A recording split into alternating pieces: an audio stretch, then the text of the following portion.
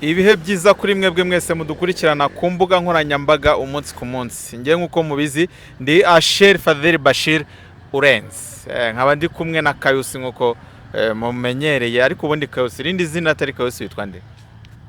Twakizimana Kayusi. Kayusi niryo zina ryawe, ntago ari kwitwikira byo muri social media. Wapi, ni izina ryanjye Kayusi.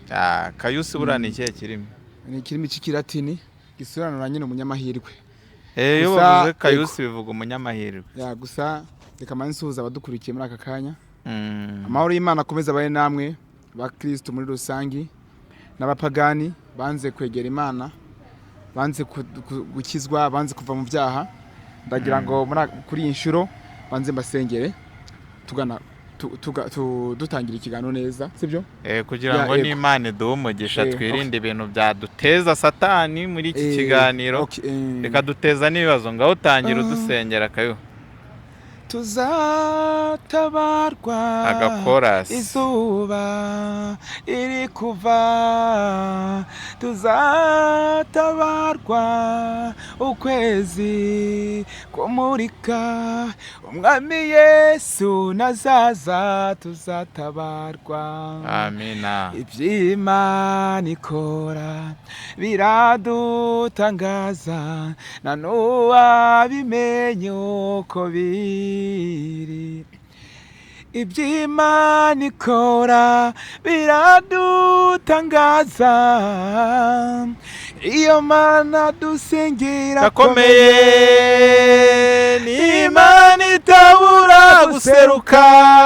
Haleluya! Imana yumva amasengesho, Imana dusengera akomeye, mu Burayi iyo Mana irakomeye, muri Kenya iyo Mana irakomeye, mu Rwanda iyo Mana irakomeye, mu Burundi iyo Mana irakomeye. Imana we, Imana yumva amasengesho, iyo Mana dusengera akomeye, iyo Mana dusengera akomeye, ni Imana itabura guseruka, ni Imana yumva amasengesho, iyo Mana dusengera akomeye.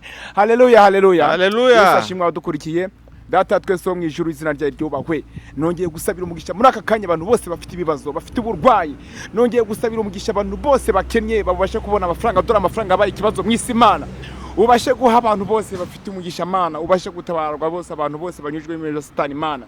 Ni wowe ukura ku capo rwose, abazimu baturimo muri aka kanya batoke mu izina rya Yesu, bashe barimbuke ko kuri Imana yo kuri koko nyaguhora ku ngoma.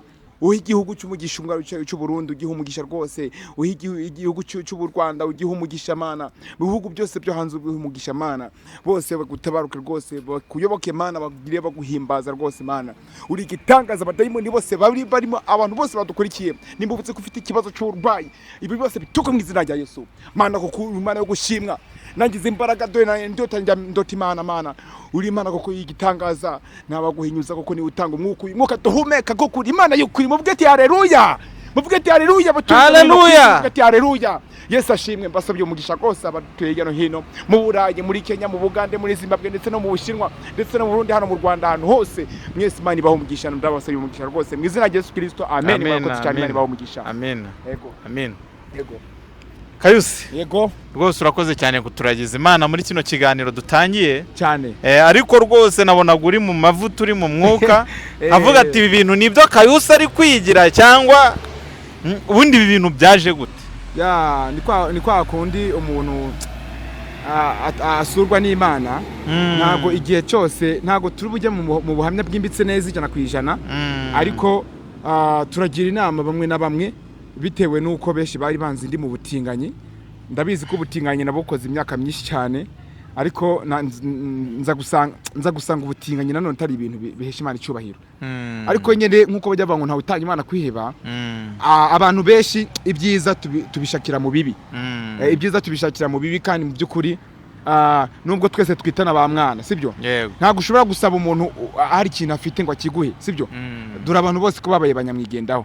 Icyo tuvuga ngo rero hari abo nshobora kubwira wenda bakaryana inzara bagatangira kuvuga ati ngo ni cyagitinganye ngo ni cyagitinganye ngo ni kirango ni cyagitinganye ngo kirirwa gituburira Imana ngo cyakijijwe mwebwe se mwakijijwe ibyanjye mukabireka sibyo ariko ngiye nkubwirije ukuri cyagiye ukigira kuri yo cyifata kurangiye narakwangaga yego cyane ntago ariwe gusa narakwangaga yego ntago ariwe gusa wanyangaga ntago ariwe gusa wanyangaga sibyo hari n'ibara ritabera imbwa burangiye nabonaga ukuntu umeze n'ubwanwa n'ibiherena n'ibintu by'ibinwere nkabona bitakubereye ngiye numvaga nsenga Imana ngo uzamere uzi ukuntu usa neza mani sa neza cyane noneho urambaraga kweta gakwire ugakubita agatisi keza nguko ariko naba Yehova bakubwirije oya ntagara Yehova nabonye ufite na bibiri ufite n'agabage ko bajyana kubwiriza ya cyane rwose ntagara Yehova cyane ko burya kuva mu byaha niko kujijuka sibyo kandi burya umuntu akizwa ibyaha yakoze umuntu akizwa ibyaha yakoze umuntu nakubye ati genda no musambanyi nari umujura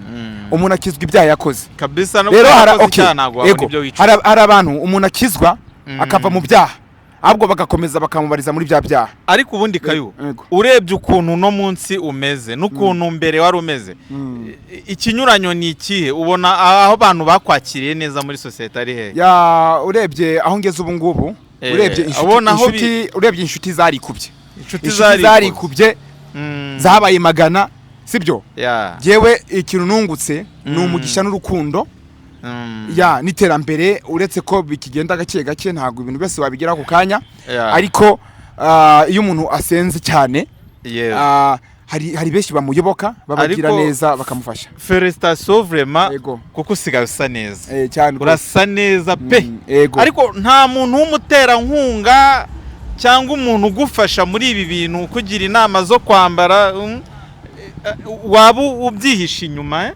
kuko aya mafaranga yakuye muri biriya wari urimo cyangwa ukimara guhinduka abantu bahise batangira kugusapotinga mu buryo butandukanye kuko ukuntu usa nk'umuntu ufite amafaranga ntago ibyo bintu uri kuvuga uri kwibesha cyane iyo umuntu yakijijwe aba asa neza sibyo ntago nakugeraho ngene navuye mu byaha narakijijwe ngo ureke kuma agashati ko kwambara ufite tutanu niyo ufite tubiri wa makamwe bishatse kuvuga ngo rero iya myenda yagitinganye nambaraga amasutiye ndetse na ya misatsi y'abagore babizi ko nari ntoboye umubiri wombi burya nge no kugitsina nambaraga impeta yego bishatse kuvuga ngo rero ngewe kubera agakiza ya n'abakristo bagiye bambwiriza sibyo ndetse bagiye banasengera nibo bantu babiri inyuma sibyo ariko harimo na bamwe bagiye baza sibyo ngo baje gukorera Imana kumbe baje kunyobya nkasanga bamwe nabatinganyi nkasanga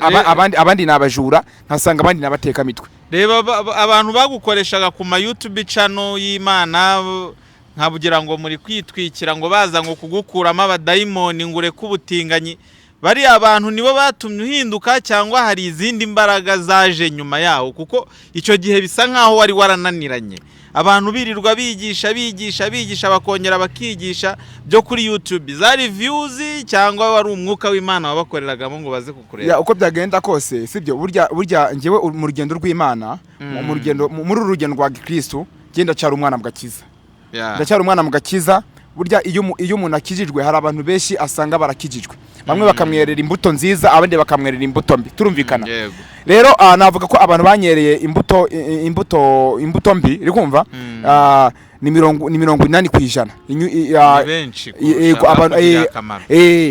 30% nibo bantu banyereye imbuto nziza bishatse kuvuga ngo rero nubwo harabona giye mpinga b'abakristo bano bita abahanuzi bano bita apotre n'abandi bita ngo n'abapasteri sibyo sigaye mvuga ngo ni pastor kabisi bamwe bakamenyuza abandi bakavuga nabi bagatangira kuryana inzara mu byukuri burya umutindi arutica babaye kandi iminsi iba myinshi igahima n'umwe gusa sibyo bishatse kuvuga ngo rero iminsi y'igisambo ni ngahe ni 40 iki cyari cyo gihe rero ngo ngewe Imana insure mu buriri wanjye aho ndyamye igira n'undi muntu umuza nawe w'umukristo unyunganira mu rugendo rwanjye rwo gukiza ngewe ningi wafashe ya mbere Imana ikimara kunsura icyo gihe ndibuka ko nabizi ibyo byinshi cyane mu buriri bwanjye aho ndyamye Imana yagusanze mu buriri yansanze mu buriri niriza iminsi 3 ntarya sibyo sinzi impamvu napfuye gusa byamviriyemo kurwara malaria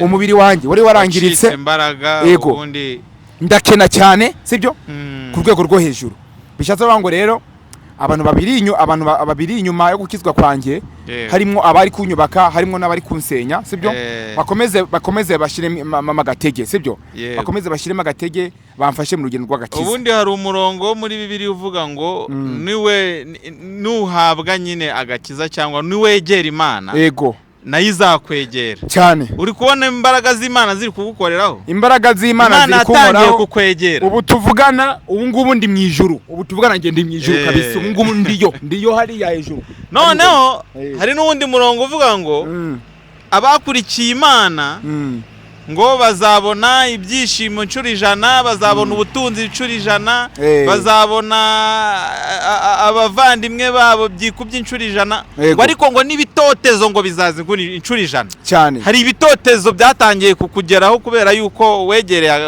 wakira agakiza. Ya ababatinganye twatinganaga kera baracyangendaho, kandi mu by'ukuri nimba waributse ubuhamya bwanjye ngo bukurikirane neza, byatangiye ngiye nkori guhohoterwa ndi umwana. Ubwo ababyeyi banjye batandukanaga nsigana ndi mu muhanda nkabura uburere, nkatoragurwa n'umugabo w'umutinganyi akambwira ko agiye kundera ngo akambira umubyeyi, kumbe ntabizi ko ari umutinganyi, atangira kumuhotera. Uko niko nakuranye hormone ku buryo nabyisanzemo gutyo mbikuriramo. Ariko nimba igihe cyarageze nkafata umwanzuro wo gukizwa nkegera Imana, hari benshi bari kuza banca intege, hari benshi bari kuza bangira inama, abandi bakambwira ngo we ntibigeze umutinganye, kandi mu by'ukuri naratinganye ukarubanda ndanabifungirwa ngira ngo nawe urabizi. Ibyo ngibyo nta nicyo twebwe byabivugaho, nta nicyo twanabivugaho. Ubu ngubu turi kwirebera ukuntu Kayusa ameze uno munsi. Gusa ikintu kibabaje kuri inshuro nuko umugira neza ndi guhura nawe, yaba ari uwo mu Burayi, yaba ari uwo mu Burundi, yaba ari uwo muri Kenya, yaba ari umunyarwanda, ndi kumuteranwaho na ya nshuti yitwa ngo ni umukristo w'umugenzi wanjye nasanze mu gakiza, akamubwira turi yarakubesha nguri yangu byakora ngo nibyo yigira, ngo yaje nese mu Mana baratuburira, watuburira Imana. Ngewe ubushize duhura narakurwanyije cyane ku mugaragaro, n'abantu barimo barabonye ibiganiro twagiye tugirana, navugaga ati ko ibyo bintu bitakubereye ari ibintu wigira by'ubutinganyi, kugomba no kubivamo. Biriya bintu ntago ngewe byananye no kukubona uri muri biriya bintu, ni ngewe wumvaga mfite isoni. Ariko aka kanya niyo waba ari ibyo uri kwigira by'Imana, uri kwigira ibintu byiza, yabimperamo umugisha, uri kwigira ibintu byiza. Ngewe ibyo bintu ndanabikunze, uzigumire wigire bino, nimba nako gakiza katakurimo ikomeza wigumire gutya. Oya reka nkubwire sibyo, ndagira ngo nge ugire ikintu umugirira abantu baza bancinege. Hari abantu baza bamarabika b'abakristo sibyo, banyakiriye mu rugendo rw'agakiza nkimara gukizwa. Ubu kugeza kuri inshuro nimba barabonye ndi guhabwa ubufasha bw'amasengesho, bakabona ndi gusa neza kubarusha simbizi, nibyo ngibyo amashari nibyo ngibyo. Noneho ikintu kiri kumbabaza, bakavuga ngo hakaza umwe muri ba bantu banyakiriye b'abakristo nasanze mu rugendo rw'agakiza, ngo burya ngo Kayusi nimba mutabizi ngo aracanywa inzoga, ngo Kayusi ngo arababesha ngo ntiyigeze umutinganyi, ngo yewe ngo nta nubwo yigeze nakizwa, urumva ngo ndetse ngo n'iyi saha ngo atingana bwihishwa. Nge ibyo wakwigira byose bidasa nk'uko wari umeze. Ndanyuzwe cyane. Ese ubu harama hari ikintu nshaka kukubaza.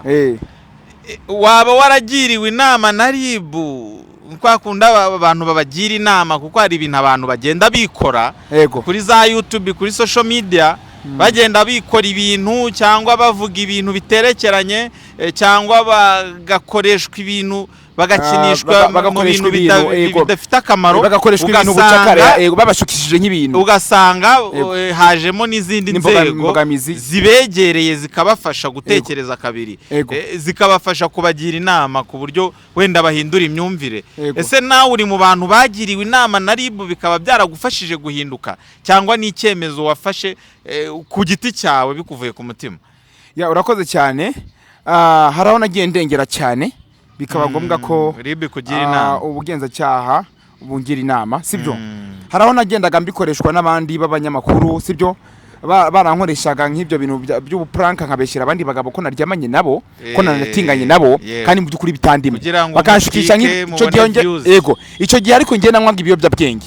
Nimba umuntu yaraza akangurira rikeri, akaza akarenzaho urumogi, akaza akarenzaho isigara, akarenzaho inzoga za rufuro sibyo, ukavanga nkavanga ibiyobyabwenge nkavangamo na turbo sibyo mu mutwe wanjye mu mutwe wanjye nkacanganyikirwa umunyamakuru niba afitanye ikibazo ndi munyamakuru akaza akavuga uti ndashaka ngusebereze runaka kubera ko ngwe nahitaga murangiza ukavuga ko waryamanye nawe avuga ko naryamanye none nkabivuga mu bitsina kandi kuvuga inka mu mazina yayo ni ibintu ubugenzacyaha ni ibintu mbese ubuyobozi bwacu budakunda bitemewe sibyo babyita guharabikanya rero araho nagiye nshikirizwa ubuyobozi bakangira inama bakampanura bakagorakoza ntago bampaniragaho bavuga uti uyu muntu reka tubaze tumenye bino binabikura he nimba baramenye yuko narezwe n'umugabo w'umutinganyi nkabikuriramwo nkaba nari nzi ko uko nguko Imana yaremye abantu urumva ntabwo yari ngewe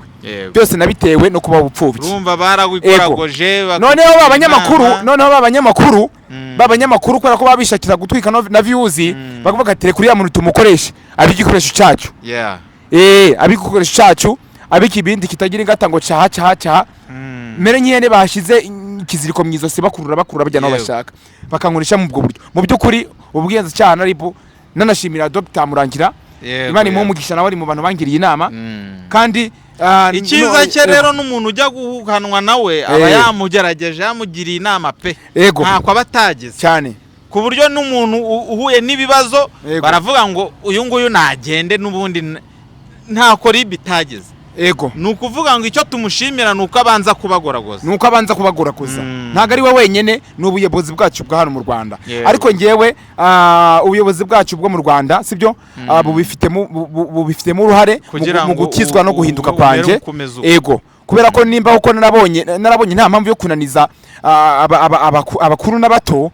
barimo kungira inama mu bintu byiza ntananiza ubuyobozi inzego z'umutekano nkasenga cyane n'uwo mudayimoni w'ubutinganyi akakuvamo nkasenga cyane abadayimoni umwuka w'ubutinganyi wari undi mu bwonko hormone zikamvamwo umudayimoni warantashe mu kibuno nkazajya mpora ningaho na ku karubanda iri mu bintu ngenda nasabye Imana imbabazi ndasenga cyane Imana iransura mpabwa kuremwa ubundi bushya ndatabarwa sibyo abakristo bibanze kuko bivuga butumwa bukuri nabo baraza barasengera nanjye mbona guhabwa ubugingo bushya nongera ndemwe ubundi bushya mbumugabo mu bandi ubu tuvugana nanjye nashaka muvuge ati Yesu ashimwe yego rwose ibyo bintu byawe byuvuze ntago biri kure y'ukuri biragoye abantu cyane kubona ukuntu bari bakuzi no kuntu bari kumbona n'ukuntu bakubona kubyakira Imana irahari yego n'abakorinto bo mu gihe cya Paulo nuko benshi bari bameze ibyo ngibyo biboneka muri iyo Bibiliya yawe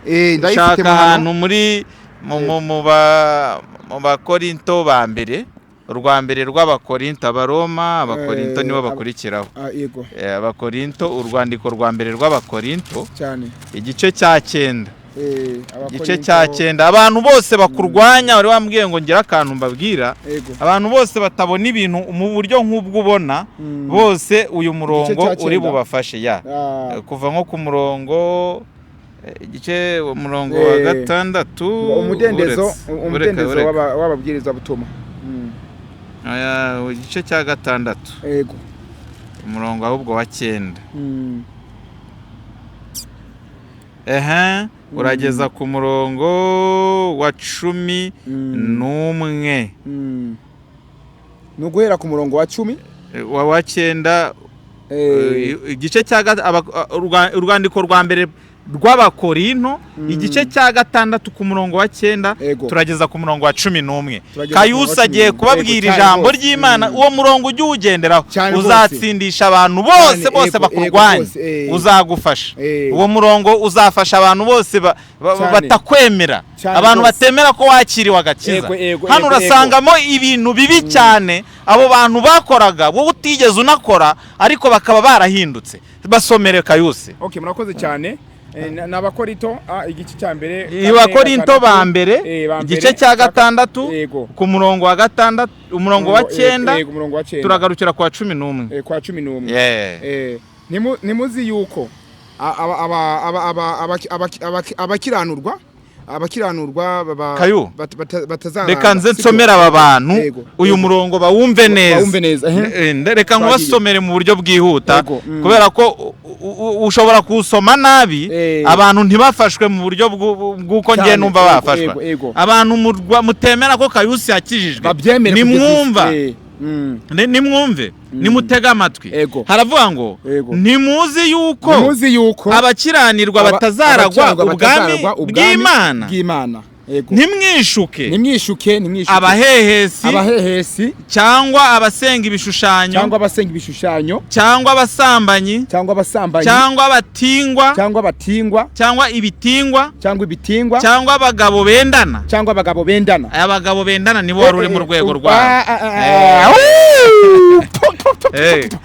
Mu izina rya Yesu abagabo bendana ubwo ni ikihe kirimi cy'Ikinyarwanda? Bendana ni kuri nyine gutingana. Kwendana ni kirimi cy'Ikinyarwanda, ni Kirundi, ni abagabo baryamana barongorana muri make. Urumva ngo cyangwa abajura cyangwa abifuza cyangwa abasinzi ngo cyangwa abatukana cyangwa abanyazi bene abo batazaraga ubwami bw'Imana. Ngo kandi bamwe muri mwe mwari nkabo ariko mwaruhagiwe mwarejejwe mwatsindishirijwe n'umwuka w'Imana yacu mu izina ry'Umwami Yesu Kristo. Murakoze cyane Kayu. Nibyo nashakaga yuko uyu murongo aho ngaho urashyiramo akadodo karaka umutuku nagashizemo. Urumva uwo murongo ushaka kugaragaza ko hari abantu benshi bari bameze nkawe ariko ngo mwarejejwe mumera neza bitewe n'umwuka w'Imana. Ni ukuvuga ngo uwaba ari umukristo atemera ko wejeje kuko uri igitangazo Imana yabwiye icyubero no umukristo utemera ko wejejwe yaba yihakanya agakiza k'Imana agakiza yahawe. Bahatana n'ubusa ndacyari mu mitima yabo nimba batari kunshikira. Abandi bantu bakoraga nk'ibyo ntago ari we wenyine. Umva bendana abajura abasambanyi abahehesi abanywa rumogi n'ibindi bose ngo bari nkamwe. Ariko mwaruhagiwe mwarejejwe mwatsindishirijwe n'ibyo bintu byose mwarabitsindishirijwe mu izina ry'Umwami Yesu. Niwe wabigizemo uruhare. Kayu abo iryo jambo ujye uribereka. Irino jambo urakoze cyane. Bibiliya ibamo ibintu byose. Nari maze iminsi nyisoma. Hari imirongo nasomaga ariko we nkawirengagiza ariko uguhereye umunsi ngiye kuyibandaho. Kubera ko niba bari nagufasha n'abandi bavuga ngo bakwibazaho umurongo uzajya uhita. Ahubwo nuko nakaramu mfite. Oya washyizemo akadodo nta kibazo. Uyu murongo nzajya nkubasomera kuko uyu ngiyi ni intwaro Imana yampaye. Nzajya barasisha. Iyi ntwaro ni Imana yayimpaye nzajya nyibarasisha abantu batemera ko Imana ibaho, abantu bakindwanya, abantu bacumba ko nyitingana. Abo ngabo baranahakana agakiza k'Imana yabaye. Kandi umuntu urwanya umwuka w'Imana uwo ngo ibyaha byose Imana ijye bibabarira. Ariko kurwanya umwuka wera icyo ngicyo ntago nicyo cya Imana itababarira. Ibindi byose irabibabarira. Ni ukuvuga ngo umuntu udahawe uhakana ko wakijijwe uwo ngo ntago ari kurwanya. Ari kurwanya umwuka wera umwuka waguhise. Arimo no kurwanya Imana. Ari kurwanya Imana. Urumva rero ntazababarirwa. Ngo ujye umwihorera. Ahubwo reka mbisabira ikintu kimwe badufite. Hari undi murongo uvuga ngo ntawuzaho aho ndi, ni ukuvuga ngo Imana ntawuyijya ahantu iri atari yimwireherejeho cyane. Ni ukuvuga ngo Imana niyo yakwireherejeho cyane. Abavuga ko ari ibyo wigira ntago bifata, nta nubwo bibareba, wabyigira Imana itagushaka ntibishoboka. Nta nubwo byakunda, ngira umere uko umeze Kayusi umunsi nuko Imana yakwireherejeho. Ni Imana yabishatse ngo uhinduke. Cyakoze kabisa. Amen. Amina. Kayu ni ukuri pe ndafashijwe kuganira na ubushize tuganira numvaga ntacyo twavuga, ariko none nabona ko twagize ubu twahuje cyane, turi kugenda twungurana noneho ibingibi ni nabyo abantu bashaka gusa. Ariko uvugishije ukuri uri kubona uko umeze uku nguku n'ukuntu wari umeze kirya gihe aho bitwika cyane ni ntago je naje gutwika mu mana ntago naje gutwika mu mana umva hari ukuntu umuntu abagaragara yego uko wari ugaragara mbere abantu wenda vuga ngo uyu munsi n'ukuntu abantu bakureba bakumva bagushagara bakumva baza kureba Kayusi aho babona bakabona Kayusi ameze neza cyane ukabona nawe uri proud ni uko byagenda kose ubu tuvugana barimo kuza kureba we Yesu wa kabiri umwana w'Imana. Amina. Noneho gira abantu inama mbere yuko turangiza kino kiganiro. Hari abantu ngiye kukubwira abantu gira inama. Hari abantu bagenda bakajya mu murongo wo kurwanya ibyifuzwa n'ubuyobozi bwacu. Ubuyobozi bwacu bushaka ko tuba abaturage bazima batekereza neza bakora byiza bakora ibintu byiza cyane ego bazima nyine. Bati batarwanya n'ababayobora ego noneho hari abantu barwanya inzego z'umutekano mubanyujije mu mbuga nkoranyambaga ari nabo bibasiriwe cyane muri no minsi abantu bashaka kurwanya leta abantu bashaka kuyobya abaturage banyura muri za n'abantu bananiranye bagakora ibibi bananiranye bakashaka gukorera kwanduza iyo mico abandi bantu banyujije kuri social media n'abantu bavuga ubusa n'abantu basebanya bagakora n'ibiganiro mparabitsi abo bantu bose ribu igi bagira inama ntibumve wowe rero uri mu bantu beza uri mu rugero dufite rw'abantu bagiriwe inama bakanahinduka ukanakizwa cyane ni wowe dusabye ngo bagire inama hari abantu bigeze kujya baza inzego z'umutekano n'igihugu kikadufasha kikatubwira ati ibi bintu nyaboneka ntibyemewe kurara amajoro munywa ntibyemewe mujye mugeza amasaha mutaye murye kuryama abantu bamwe bakajya kuri za Twitter no ku mbuga nkoranyambaga bagatangira bakavuga ngo leta iri kubahohotera ngo n'amafaranga yabo baba bashoboye kunywa bashaka nyine kurwanya ngo bihangiye imirimo ngo none bagomba gukora ngo bagacuruza kugeza mu gitondo kandi ubu bari hari amasaha babugeneye mu buryo bwo kurengera abanyarwanda abo bantu bose bagiriwe inama harimo abanze kumva ariko noneho byageze igihe ribira bagira inama ati nyaboneka mugenze gake mukurikiza amabwiriza bamwe bakabona uguhohoterwa nabo bandi bari kugenda bafatwa bitewe n'ibintu bari gukora ku mbuga nkoranyambaga bakabahana bakabigisha gira inama bagira abantu bameze batyo nyine ubereke niwe rugero dufite aka kanya rw'umuntu mwiza wahindutse gira ikintu babwira rero abo bantu bose bari muri ibyo bice bigiye bitandukanye. Murakoze cyane.